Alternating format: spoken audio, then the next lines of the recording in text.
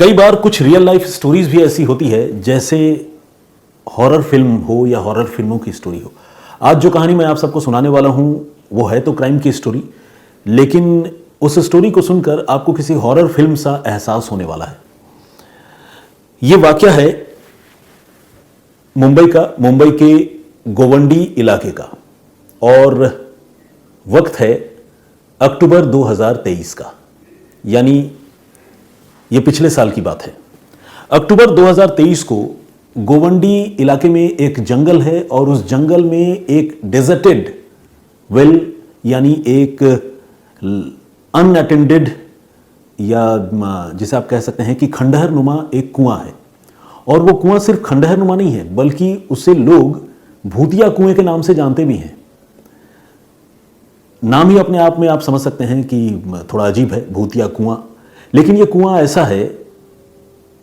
जिसकी दीवार जो है वो टूटी हुई है और काफ़ी ये चौड़ा है। इस वजह से आसपास के नौजवान लड़के एडवेंचर के पॉइंट ऑफ व्यू से इस कुएं में कई बार तैराकी करने के लिए पहुंचते हैं, ग्रुप बनाकर आते हैं। तो भूतिया कुएं में इसी तरह से अक्टूबर 2023 में एक नौजवानों का ग्रुप नहाने के लिए, स्विमिंग के लिए पहुंचता है। जंगलों के बीच मौजूद इस कुएं में जब लड़के नीचे उतरते हैं और तैरने लगते हैं तो एक लड़के के पाँव में कोई चीज़ टच होती है पानी में। अब वो क्या चीज़ है उस लड़के को शुरू में पता नहीं चलता, उसे थोड़ा अजीब सा लगता है क्योंकि जिस चीज़ से भी उसका पाँव टकराया था वो चीज़ थोड़ी नरम किस्म की थी, यानी कोई हार्ड सरफेस वाली या कोई सख्त चीज़ वो नहीं थी। तो जब कोई नरम चीज़ पाँव से टकराई तो उस लड़के को थोड़ा खटका सा हुआ। उसने अपने दोस्तों को भी बताया कि यार देखो ज़रा प्लीज़ इस पानी में क्या है, मेरे पाँव में वो चीज़ टकरा रही है। अब जो लड़के तैराकी के लिए पहुँचे थे उनमें से जो थोड़ा एक्सपर्ट था, माहिर था, वो थोड़ा पानी में नीचे गया और नीचे जाकर उसने ये डिस्कवर किया कि उसके दोस्त के पाँव में टकराने वाली वो चीज़ कुछ और नहीं बल्कि एक इंसान की लाश है। ये डिस्कवर करते ही, ये रियलाइज़ करते ही जो गोता लगाकर नीचे गया था वो खुद तो ऊपर आया ही और वो ऊपर आकर बेतहाशा चिल्लाने लगा, चीखने लगा। वो डर गया था और उसके साथ वो लड़का भी बुरी तरह घबरा गया जिसके पाँव में वो चीज़ टकराई थी। ये दोनों लड़के और उसके सारे दोस्त बिल्कुल उछलकर कुएं से बाहर निकल आए और वो बुरी तरह डरे हुए थे और इस बात को लेकर सोच में पड़ गए कि ये मामला क्या है। इस कुएं में वो पहले भी एक आध बार तैरने के लिए और मस्ती के लिए आ चुके थे, लेकिन यहाँ तो कुएं के अंदर किसी इंसान की लाश पड़ी थी। और जैसा कि भूतिया कुआं नाम था, जैसा कि तरह तरह के किस्से कहानियाँ इस कुएं के बारे में वो सुनते आ रहे थे, इस बार बात बिल्कुल वैसे ही निकली, अंदर से लाश निकल आई। अब लड़के बाहर तो आए, बाहर आकर काफ़ी सोचा कि यहाँ रुकें, भाग जाएँ, पुलिस को बताएं, क्या करें। लेकिन उन लड़कों में कुछ समझदार भी थे, उन्होंने ये तय किया कि नहीं, पुलिस को तो बताना ही चाहिए क्योंकि अगर अंदर डेड बॉडी है तो ये कोई भूत पिशाच वाली बात नहीं है, कोई क्राइम इससे ज़रूर जुड़ा हुआ है, तो हमें पुलिस को इन्फॉर्म करना चाहिए। अब उन लड़कों ने गोवंडी पुलिस को भूतिया कुएं में लाश पड़ी होने की खबर दी। जब गोवंडी की पुलिस को इसका पता चला तो उसके भी हाथ पांव फूल गए, उसे भी लगने लगा कि अरे नाम भी भूतिया कुआं और अंदर लाश भी पड़ी है। पुलिस की टीम फ़ौरन वहाँ पर पहुँची और साथ ही उस डेड बॉडी को बाहर निकालने के लिए पुलिस की टीम ने फायर ब्रिगेड वालों से भी मदद मांगी। अब फायर ब्रिगेड की एक टीम भी मौके पर पहुँची। रस्सी के सहारे गोताखोरों को, एक्सपर्ट्स लोगों को कुएं में उतारा गया और उसके बाद एक लाश बाहर निकाली गई। लाश की हालत बहुत ख़राब थी और उसे देखने से ही ये साफ पता चल रहा था कि लाश को इस कुएं में फेंके गए या डाले हुए कई दिनों का वक्त गुजर चुका है, क्योंकि लाश तकरीबन सड़ चुकी थी और उस लाश को देखकर मरने वाले शख्स की पहचान किसी भी कीमत पर नहीं की जा सकती थी क्योंकि वो बिल्कुल फूल गई थी और म्यूटिलेटेड बॉडी थी। प्लस जब उस लाश का पुलिस ने बहुत बारीकी से मुआयना किया तो पुलिस ने यह भी देखा कि उस लाश पर कई सारे इंजरी मार्क मौजूद हैं और ऐसे इंजरी मार्क हैं, ऐसे जख्म के निशान हैं जिन्हें देखकर लगता है कि शायद इस आदमी का कत्ल चाकू मारकर किया गया है। लेकिन ये आदमी कौन है, उसकी उम्र क्या है, पहचान क्या है, ये सारी चीज़ें पुलिस को पता नहीं थी। और उस कुएं के पास में एग्जैक्टली कोई ऐसी चीज़ भी उन लड़कों को या पुलिस को नहीं मिली जिससे इस मरने वाले शख्स की कोई पहचान हो पाती। लेकिन चूंकि लाश वहाँ पड़ी थी तो पुलिस को इस मामले की तफ्तीश करनी थी। अब पुलिस ने कुएं और आसपास के इलाके को सैनिटाइज कर लिया, यानी घेर लिया, और जो भी लोग वहाँ पर मौजूद थे उन्हें थोड़ा दूर हटा दिया। इसके बाद पुलिस ने एक सर्च ऑपरेशन की शुरुआत की और जब सर्च ऑपरेशन की शुरुआत की तो पुलिस को वहाँ पर एक पैकेट मिला जिस पैकेट का साइज वॉलेट की तरह था, यानी जो मेल पर्स होता है वॉलेट उसकी तरह था, और उस पैकेट में कुछ कागज़ वगैरह रखे हुए थे। और साथ ही जिस जगह पर यह पैकेट पुलिस को पड़ा हुआ मिला उसी जगह पर पुलिस को खाली शराब की कुछ बोतलें भी मिली। अब पुलिस ये कंफर्म नहीं कर पा रही थी, ये इंश्योर नहीं कर पा रही थी कि इस पैकेट का, इन शराब की बोतलों का वाकई उस डेड बॉडी से कोई कनेक्शन है भी, या ये महज एक इत्तेफाक है कि यहाँ कभी कोई खुफिया जगह पर या जंगल के बीच में पार्टी करने आया हो और ये चीज़ें भूल कर चला गया हो। तो पुलिस को ये नहीं पता था। लेकिन चूंकि पुलिस को तफ्तीश करनी थी तो पुलिस ने एक चांस लेने के बारे में सोचा, और पुलिस ने सोचा कि क्यों नहीं इस पैकेट को खोलकर ये देखा जाए कि इसमें क्या है, और अगर इससे इस मर्डर वाले मामले में कोई क्लू मिलता है और तफ्तीश आगे बढ़ती है तो इससे अच्छी बात और क्या हो सकती है। तो पुलिस ने जब वो पैकेट खोला तो पुलिस ने देखा कि उसमें तह लगाए हुए कागज़ के कुछ टुकड़े रखे हैं, और उन टुकड़ों में एक मोबाइल नंबर लिखा हुआ है। ध्यान दीजिएगा, लाश का मिलना, भूतिया कुआं, फिर वो पर्स जैसी चीज़ का मिलना, उसके अंदर कागज़ में मोबाइल नंबर, ये सारी चीज़ें किसी हॉरर स्टोरी से मिलती जुलती लगती है, लेकिन है रियल स्टोरी। तो जब मोबाइल नंबर मिलता है तो पुलिस को ये समझ में नहीं आता कि ये मोबाइल नंबर किसका है, क्योंकि उन कागज़ों में इस मोबाइल नंबर के अलावा और कोई चीज़ लिखी हुई नहीं थी। तो इस मोबाइल का मालिक कौन है, किसका नंबर है, पुलिस को कुछ नहीं पता था। लेकिन पुलिस ने तय किया कि वो इस मोबाइल नंबर पर फ़ोन करेगी और फ़ोन करके ये पता करने की कोशिश करेगी कि ये नंबर किसका है और क्या वो शख्स मरने वाले आदमी को जानता है या नहीं जानता है। तो पुलिस ने जब उस नंबर पर फ़ोन किया तो कई बार कोशिश करने के बावजूद पूरी घंटी गई, लेकिन वो मोबाइल नंबर जो है वो अनआंसर्ड रहा, यानी लाख कोशिश करने के बावजूद उस मोबाइल के धारक से, उसके मालिक से बात नहीं हो पाई। अब पुलिस को लगने लगा कि हो ना हो ये मोबाइल नंबर उस मरने वाले शख्स का भी हो सकता है जिसकी लाश कुएं में मिली है। अगर किसी जिंदा इंसान का ये फ़ोन होता तो शायद वो इतनी बार कॉल करने पर एक बार तो उठा ही लेता, और पुलिस ने रुक रुक कर कॉल किया, कई घंटों के अंतराल में उसे कॉल किया। अब जब पुलिस को ऐसा लगने लगा कि हो सकता है कि ये फ़ोन मरने वाले शख्स का ही हो, तो पुलिस ने फिर ये तय किया कि वो इस नंबर की कॉल डिटेल निकालेगी, जिसे CDR कहते हैं, और उस कॉल डिटेल के जरिए एक तो मरने वाले शख्स की पहचान भी पता करेगी, प्लस उस शख्स के साथ जिन लोगों की और बातचीत होती है उनके बारे में भी पुलिस एग्जामिन करेगी, उनकी जानकारी जुटाएगी। पुलिस ने अब उस नंबर की CDR निकलवाया,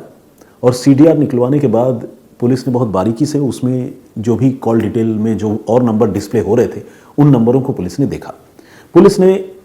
इस फ़ोन के अनआंसर्ड हो जाने, यानी इस फ़ोन पर कोई बातचीत नहीं होने का जो सिलसिला शुरू हुआ था, उससे पहले जो लास्ट कॉल इस नंबर पर हुई थी उस नंबर को पुलिस ने पिक किया और ये तय किया कि पुलिस उस नंबर से बात करेगी। पुलिस की एक टीम ने उस नंबर को फ़ोन किया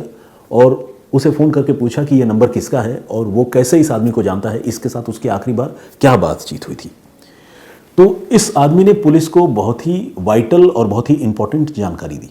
इस शख्स ने पुलिस को ये बताया कि ये नंबर उसके एक जानकार का है जिसका नाम है करण चंद्रा। करण चंद्रा की उम्र 22 साल की है और वो उत्तर प्रदेश के बांदा का रहने वाला है, और कुछ समय पहले तक वो मुंबई में रहता था और मुंबई में ही काम करता था। अब पुलिस ने ये पूछा कि आपकी करण चंद्रा से आखिरी बार कब बात हुई थी, तो उस शख्स ने कुछ रोज़ पहले की बात बताई और कहा कि उसकी करण से आखिरी बार तभी बात हुई थी, लेकिन इसके बाद से उसने कई बार करण को फ़ोन किया, लेकिन उससे फिर दोबारा उसकी बातचीत नहीं हो पा रही है क्योंकि फ़ोन उसका लगातार अनआंसर्ड जा रहा है। अब पुलिस को करण चंद्रा के बारे में जानकारी मिल चुकी थी और ये भी पता चल चुका था कि करण चंद्रा मूल रूप से उत्तर प्रदेश का रहने वाला था और वो मुंबई में भी रह चुका था। पुलिस ने करण चंद्रा के घर वालों से बांदा में कांटेक्ट किया, और जब कांटेक्ट किया तो ये पता चला कि करण ने कुछ समय पहले ही मुंबई की रहने वाली एक लड़की जिसका नाम है गुलनाज खान, उसके साथ घर से भागकर शादी की थी। यानी करण ने अपनी गर्लफ्रेंड गुलनाज को उसके घर मुंबई से भगा लिया था और शादी की थी, और इसके बाद वो दोनों बांदा में आ गए थे और बांदा में ही कुछ समय तक वो रहे भी। बांदा में जो करण के घर वाले हैं वो भी परेशान थे कि करण का फ़ोन लगातार अनआंसर्ड जा रहा है, और बांदा से पुलिस को ये जानकारी मिली कि करण कुछ रोज़ पहले ही अपनी पत्नी गुलनाज को लेकर अपने ससुराल मुंबई गया था। अब पुलिस को जब ये जानकारी मिली तो पुलिस ने गुलनाज के घर वालों को ट्रेस किया और पता चला कि गुलनाज का परिवार मुंबई के ही धारावी इलाके में रहता है, और ये जो धारावी का इलाका है वो उसी भूतिया पुल वाला जो गोवंडी का इलाका है उससे लगता हुआ इलाका है, यानी उसके नज़दीक का एरिया है। तो पुलिस की टीम जब धारावी में गुलनाज खान के घर पहुंची तो गुलनाज खान के घर वाले भी बहुत हैरान परेशान नजर आए। गुलनाज के घर वालों ने पुलिस को यह बताया कि आप उनके दामाद करण चंद्रा को ढूंढने के लिए आए हैं, लेकिन वो तो खुद इस बात से परेशान हैं कि उनकी बेटी कहाँ गई।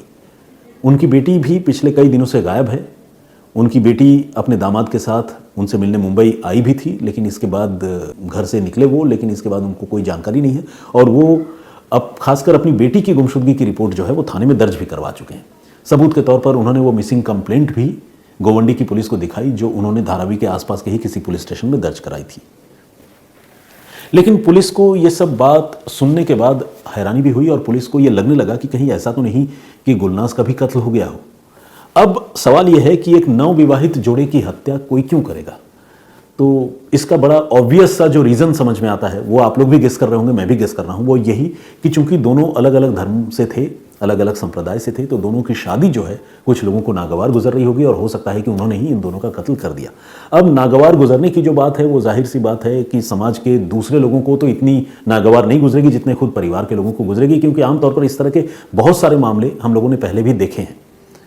तो पुलिस को भी ये लगने लगता है कि अगर मुंबई में ये हत्या हुई है और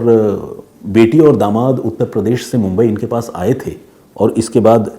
दामाद की हत्या हो गई, बेटी गायब है, तो बहुत मुमकिन है कि इस गुमशुदगी और कत्ल के पीछे गुलनाज खान के घर वालों का ही हाथ हो, जो भोले बन रहे हों, और हो सकता है कि अपने आप को बेकसूर साबित करने के लिए उन्होंने अपनी बेटी की गुमशुदगी की रिपोर्ट भी लिखा दी हो। पुलिस को अब इस थ्योरी पर काम करना था। पुलिस ने अब इस सिलसिले में धारावी में गुलनाज के घर वालों से कई बार पूछताछ की और अलग अलग ऑफिसर्स ने अलग अलग फैमिली मेंबर्स से पूछताछ की और ये समझने का, ये एसेस करने की कोशिश की कि आखिरी बार उन्होंने अपनी बेटी दामाद को कब देखा, कहाँ मिले, उन्होंने गुमशुदगी की रिपोर्ट कब दर्ज कराई। तो इस तरह के जब ढेरों सवाल पूछे गए तो गुलनाज खान के घर के लोगों के जवाब में कुछ विरोधाभास यानी कुछ डिस्क्रिपेंसीज पुलिस को नजर आई। यानी अब पुलिस को ये लगने लगा कि उनका जो एंगल है इन्वेस्टिगेशन का वो शायद सही है और बहुत मुमकिन है कि गुलनाज खान के घर वाले ही अपनी बेटी और दामाद की मौत और गुमशुदगी के पीछे शामिल हों। इसी इंडिकेशन पर, इसी इंट्यूशन पर और जो सर्कमस्टेंशियल एविडेंसेस हैं उसके आधार पर पुलिस ने गुलनाज के पिता को राउंड अप किया, उसके भाई को राउंड अप किया और उसके परिवार के कुछ और लोगों को हिरासत में लिया। और इसके बाद जब उनसे सख्ती से पूछताछ की तो उन्होंने ये कबूल कर लिया कि उन्होंने ही न सिर्फ अपने दामाद की बल्कि अपनी बेटी गुलनाज का भी कत्ल कर दिया है। जी हां, लड़की के परिवार वालों ने अपने दामाद और अपनी बेटी की हत्या कर दी थी। असल में मुंबई में रहने के दौरान बांदा के करण चंद्रा की मुलाकात गुलनाज से हुई थी और दोनों में प्यार हो गया था। चूंकि दोनों अलग अलग धर्म से थे तो दोनों को इस बात का एहसास था कि घर वाले इतनी आसानी से मानेंगे नहीं, खासकर गुलनाज के घर वाले बिल्कुल नहीं मानेंगे, ऐसा गुलनाज बार बार अपने होने वाले पति यानी बॉयफ्रेंड करण चंद्रा को कहती थी। तो करण चंद्रा ने गुलनाज को भगा लिया था और नवंबर 2022 यानी तकरीबन 1 साल पहले दोनों ने भागकर शादी कर ली थी। कई महीनों तक भागकर शादी करने के बाद ये दोनों बांदा में अपने घर में ही रहे और चूंकि करण चंद्रा के बारे में गुलनाज के घर वालों को कोई जानकारी नहीं थी तो वो क्लूलेस रहे कि उनकी बेटी कहाँ चली गई और किसने भगा लिया। तब तो उन्होंने कोई मिसिंग कंप्लेंट दर्ज नहीं करवाई थी। लेकिन बाद में जब लड़का लड़की दोनों को ये लगा कि चलो अब बहुत वक्त हो गया है, उन्हें अपने घर वालों से बात करनी चाहिए, हो सकता है कि घर वाले बड़ा दिल दिखाते हुए उनकी इस गुस्ताखी को माफ़ कर दें, तो फिर करण ने और गुलनाज ने धारावी में अपने घर बात की, यानी गुलनाज के घर बात की। गुलनाज के घर वालों ने जिस तरह की उम्मीद थी उससे बिल्कुल उल्टा रिस्पॉन्स दिया। गुलनाज के पिता और घर के दूसरे लोगों ने कहा कि बेटी कोई बात नहीं, जो हो गया सो हो गया, बीती हुई बात को भूल जाना ही ठीक है, अगर तुम लोगों ने शादी कर ली है तो हमें कोई ऐतराज़ नहीं है, तुम हमारे पास आओ, हमसे मिलो,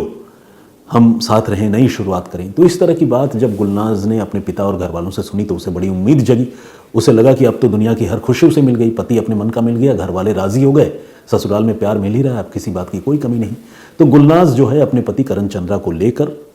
अगले साल यानी तकरीबन साल भर बाद मुंबई धारावी पहुंची। लेकिन आपको जानकर हैरानी होगी कि नफरत गुलनाज के घर वालों के मन में कुछ इतनी ज़्यादा थी कि जिस दिन ये धारावी पहुंचे उसी दिन रात को ट्रेन से उतरकर जब ये घर पहुंचे, गुलनाज के पति करण चंद्रा को गुलनाज के पिता, उसके भाई और उसके कुछ दोस्तों ने अगवा कर लिया। और अगवा करने के बाद उसी दिन रात को वो उसे भूतिया कुएं के पास गोवंडी लेकर गए और वहाँ ले जाकर पहले चाकुओं से वार करके एक के बाद एक गले में और दूसरे वाइटल पार्ट में उन्होंने अपने दामाद की यानी गुलनाज के पति करण चंद्रा की जान ले ली। और हत्या करने के बाद जब उन्हें इस बात का इत्मीनान हो गया कि इस भूतिया किले में सुनसान जगह पर कोई नहीं आता है, तो भूतिया कुएं में, माफ़ कीजिएगा, तो फिर उन्होंने उस भूतिया कुएं में करण चंद्रा की लाश फेंक दी और वहाँ से फरार हो गए। वहाँ से फरार होने से पहले जो भी करण चंद्रा के बिलोंगिंग्स थे उन्होंने वो सारी चीज़ें मटियामिट कर दी, इधर उधर फेंक दिए। एक वो पैकेट इत्तेफाक से वहीं जंगल में पड़ा रह गया और कत्ल से पहले या कत्ल के बाद में उन्होंने शराब भी पी थी, जिसके बोतल सबूत के तौर पर या निशान के तौर पर वहाँ पर पड़े थे। और इसी शराब की बोतल और वो पैकेट, उसके सहारे पुलिस की जांच अब तक यहाँ तक पहुँची थी। पुलिस ने कातिलों को भी गिरफ्तार कर लिया था। अब पुलिस ने गुलनाज के बारे में पूछताछ की और उनसे पूछा कि गुलनाज कहाँ है। तो जिन्होंने अपने दामाद के कत्ल की बात कबूल की, उन्होंने गुलनाज के कत्ल की बात भी कबूल कर ली। उन्होंने बताया कि उन्होंने गुलनाज की हत्या भी उसी दिन की थी और गुलनाज को उन्होंने एक